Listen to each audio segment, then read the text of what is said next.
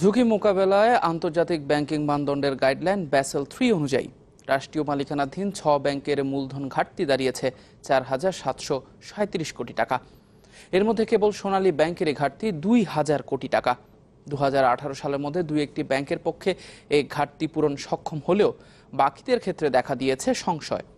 বিশ্লেষকরা বলছেন, বারবার এসব ব্যাংকের মূলধন পুনর্ভাবন করার চাইতে বেসরকারি খাতে ছেড়ে দেয় যৌক্তিক। মজুমদার বাবুর রিপোর্ট।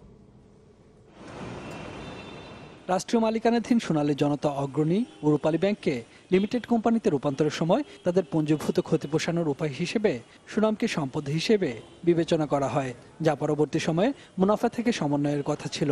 বিশেষ করে আন্তর্জাতিক ব্যাংকিং স্ট্যান্ডার্ড বেসেল 3 বাস্তবায়নের সময়সীমা 2018 সালের মধ্যে সুনামকে মূলধন থেকে বাদ দিতে নির্দেশনা দিয়েছিল বাংলাদেশ ব্যাংক।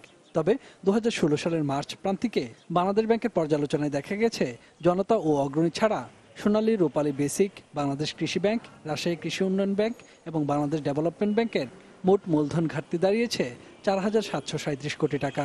আমরা 8 বছর অতিক্রান্ত করছি। আমাদের সবগুলি ব্যাংকই তাদের যে অ্যাকুমুলেটেড লস 10 ভাগের 8 ভাগ কিন্তু by this time make good করে ফেলছে, মানে ওইটা ইনকামে ডেবিট করে এটা সমন্বয় করে ফেলছে।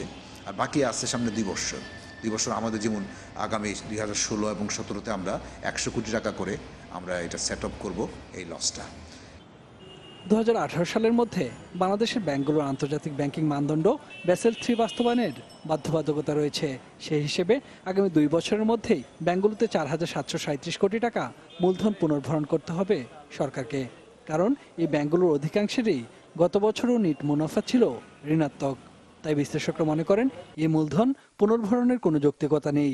আমি মনে করি যে এটার একটা পার্মানেন্ট সমাধান হওয়া দরকার, এবং সেটা হচ্ছে যে ব্যক্তি খাতে এগুলোকে ছেড়ে দেওয়া এবং সরকারকে একবারই লস নেওয়া।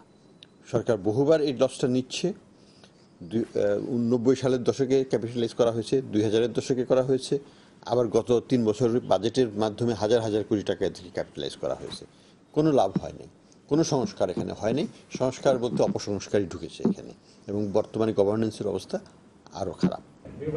সাবেক এই গভর্নরও মনে করেন, কিছু ব্যাংকে একীভূত করে বেসরকারি খাতে ছেড়ে দেওয়ার কোনো বিকল্প নেই। বিক্রি করতে গেলে খুব অসুবিধা হয়, রাজনৈতিক সিস্টেমে খুব অসুবিধা হয়। ভালো নামের এই গডফাদার দাঁড়িয়ে যায়, দাম উচিত মূল্য পাওয়া যায় না। কাজেই এটার একটা অভিহিত মূল্য ঠিক করে মূলধন বাজারের মাধ্যমে এটাকে ছেড়ে দেওয়া উচিত সরকারের কাছে। বড় যদি 10% রেখে বা 5% রেখে, দাম যদি না ওঠে, কিছু যদি লোকসানও হয়, তবু এটা এককালীন লোকসান হবে। এই কয়েক বছর পরে পরে যে এই মূলধন আবার ভরে দেওয়া, ওইখান থেকে তো মুক্তি পাওয়া যাবে। বেসরকারি খাতে ছেড়ে দেওয়ার ক্ষেত্রে কালক্ষেপণ সমস্যাকে আরো ঘনীভূত করবে বলেও মনে করেন তিনি। মজুমদার বাবু, চ্যানেল 24, ঢাকা।